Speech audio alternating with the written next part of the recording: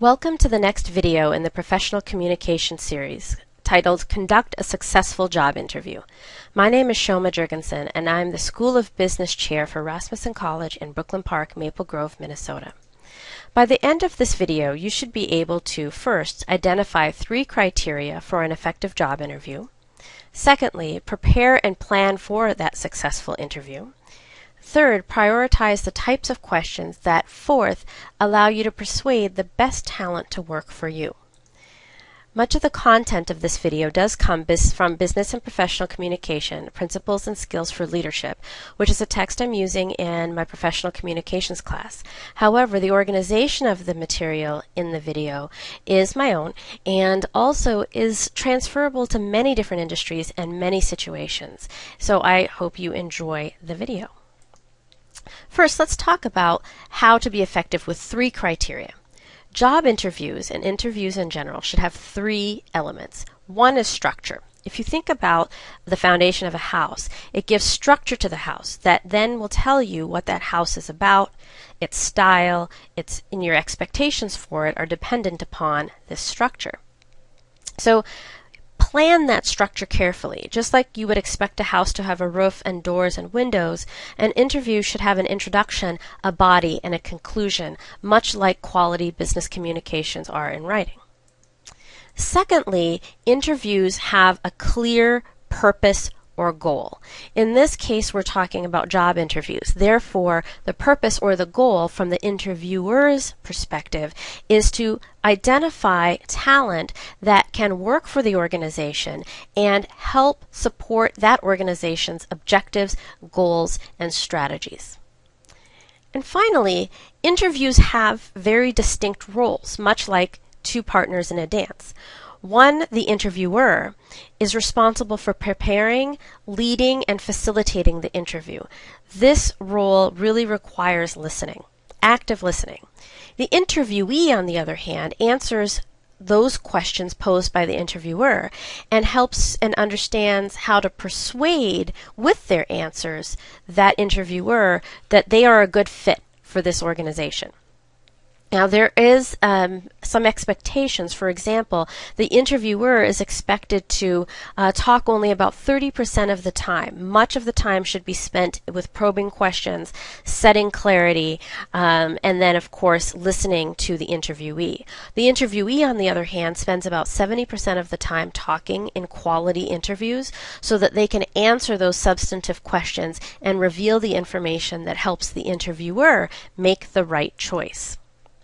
So in order to plan for success, it's very important that you understand the elements that go to a well-planned, a well-prepared interview. First is the amount of structure. You may have heard of unstructured interviews. Now, I've been both part of an unstructured interview and then attempted to give an unstructured interview, and it feels at its most basic level a bit unprepared. So even at the unstructured level, and there is a continuum from unstructured to a modified or medium structure to a full structure. At the unstructured level, do make sure you know the kinds of information you want to get from the candidate if you don't have your questions completely written out. A certain amount of preparation is still required. Fully structured interviews, on the other hand, are often used if you have an interviewee who's interviewing with multiple different people within your organization, and then you are calibrating the answers to come to a group decision about who is the best fit for the organization. In that case, it's very difficult to vary from the structure because that information can't be considered as part of the decision-making process. Most interviews, however, fall in the modified structure. There are some unprepared questions that you ask simply because it makes sense with the interviewee at the moment, and there are some questions that you plan to ask because you want to understand certain things about every candidate that you interview. Now, as you're asking and planning for these questions, there's 2 different areas of questions and comments. One are fall under the task area. In the task area, it's questions about the process itself. It's questions about skills, things that you can do, specific information about the interview itself. The interpersonal assessment, however, is more relational, and that is about how that person might interact. What qualities do they bring to the organization?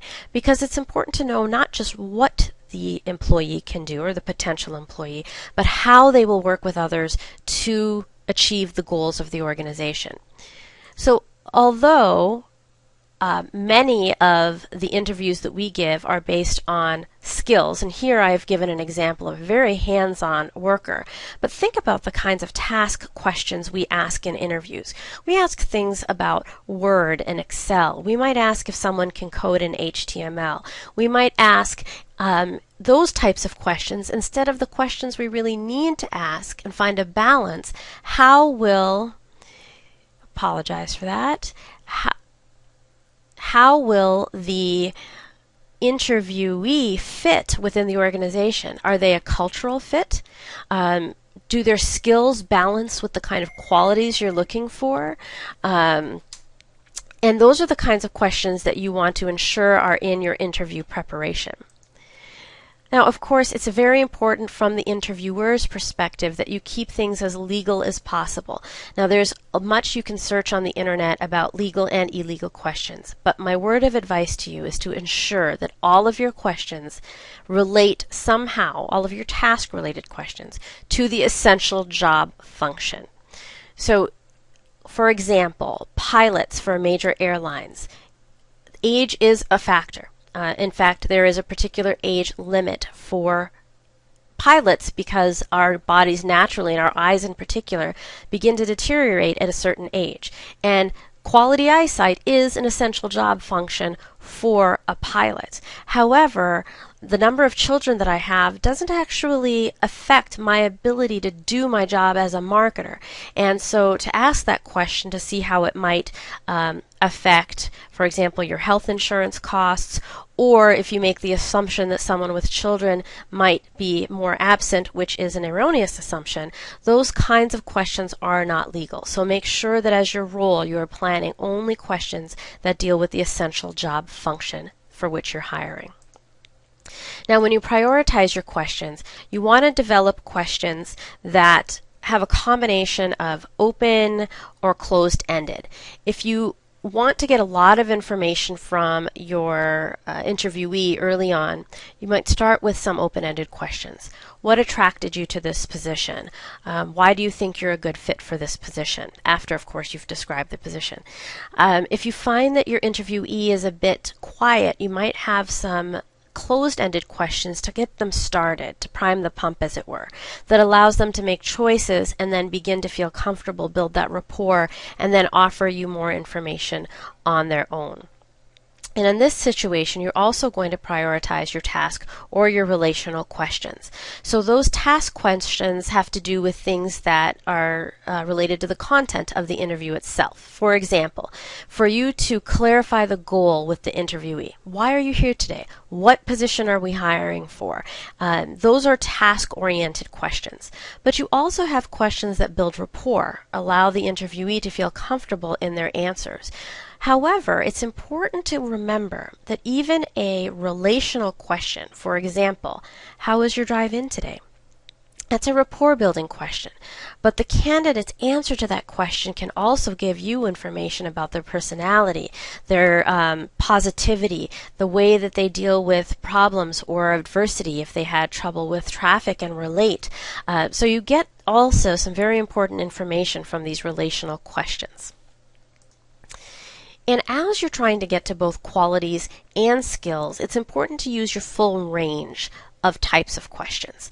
Behavioral questions are questions that ask a candidate how they acted in an employment-related situation. So it gets to soft skills. Give me a time when you solved a problem that the organization had trouble figuring out. Tell me about a time that you resolved a conflict with a coworker and then had to continue working with him or her.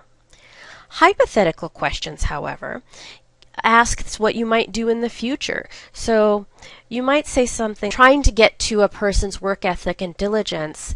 What would happen if a project on a Friday afternoon started to go off the rails and you were asked to work over the weekend? How would you handle that situation? That kind of hypothetical question, if that is an essential job function, if in particular required overtime, may be part of the job, gets to the way that employee might handle both relationally and in a task focus that type of a request.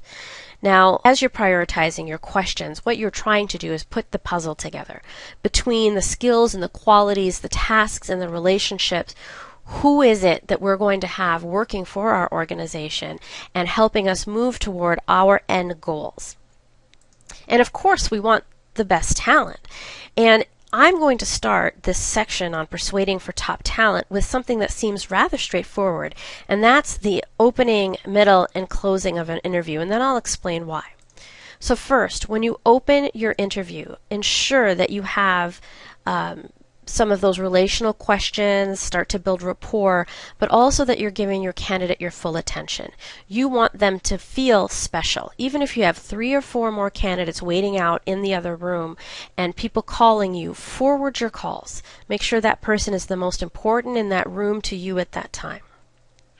Secondly, as you're interviewing, probe and ask for information that you might not have gotten. For example, if in a hypothetical question or a behavioral question you didn't get an element or understand an element of the candidate's answers, probe with another question to ask about creativity or ask about how they dealt with that adversity, if that's what you're looking for. Active listening is very important in that portion as well. And as you are listening and listening actively, you're summarizing also not just the interview itself, but what the candidate is saying so that you know how they want you to understand their information. And that's very important as you're closing, because as you're closing, the focus turns back on to the candidate themselves. So you want to let them know what next steps are, when you might follow up. You're hoping that they will ask these questions when you offer the opportunity to ask any questions, which also gives you a lot of information about the type of preparation your candidate has done. But as the candidate leaves, whether or not they got the job, you want them to want to recommend your company to others. You want them to feel like the best jobs are here.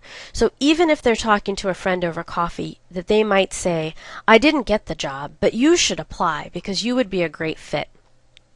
Right? You're trying to build a relationship with that interviewee that allows you to build a brand, whether or not they're a fit for your organization, because you don't know who they know. And with this comes this question, what is your employer brand? Often, this is the way, the interview, that the candidate understands how not only you treat other interviewees, but how you will treat future employees. And how you treat employees will determine the success of your organization in the long term. Thanks for staying with me through this video. I hope you learned a lot. I wanted to let you know the flip side, acing the job interview from the interviewee's perspective, is also a video on this channel. Thank you so much. I look forward to having you with me again soon.